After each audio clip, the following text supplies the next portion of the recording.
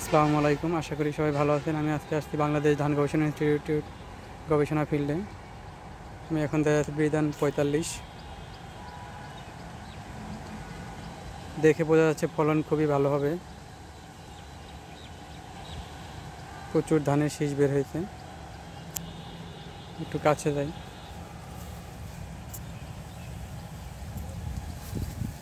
প্রচুর শীষ বের হয়েছে। এটা হলো বিধান 45। বিধান 45-এর আরও একটা ভিডিও দিয়েছিলাম আমি এক মাস আগে। বাতাসের সুন্দর দোল খাচ্ছে।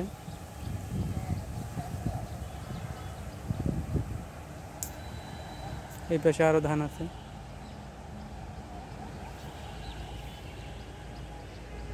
ধান সম্পর্কে নিত্য নতুন ভিডিওটা আপডেট পেতে আমার চ্যানেলটি সাবস্ক্রাইব করে লাইক দিয়ে পাশে থাকবেন। সবাইকে অনেক অনেক ধন্যবাদ।